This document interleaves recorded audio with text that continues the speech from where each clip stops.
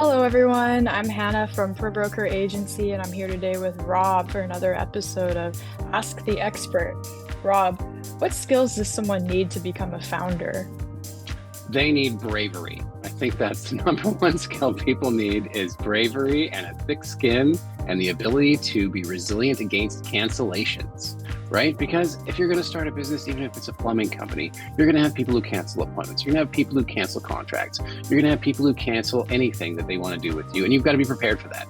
So I would say, that's as silly as it sounds, having a really strong work ethic is one thing, but being able to be resilient against change and against cancellations is the number one thing you should be prepared for if you're going to be a founder. Good advice. And what techniques are you using to get return on investment? All of them. I mean, really, we're using all the techniques, but what are they?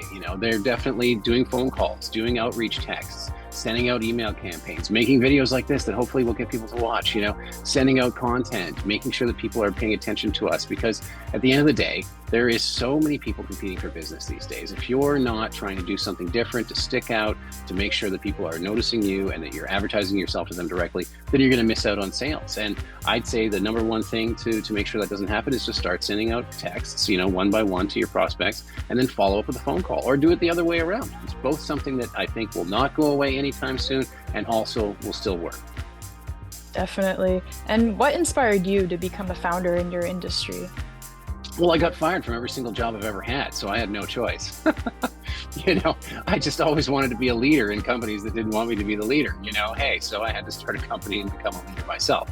But I think that, when you're looking at becoming a founder these days, it's way easier than it was 20 years ago. Back when I was in my 20s, you couldn't get a credit card processor. You couldn't get like a line of credit or anything like that unless you had a business for 10 years. And even then it was really hard to get stuff.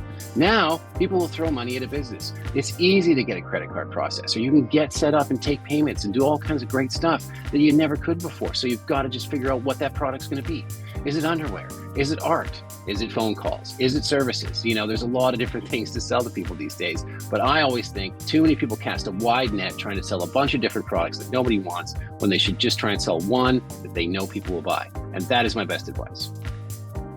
Rob, thanks for sharing. And for more information, you can visit our website at probrokeragency.com.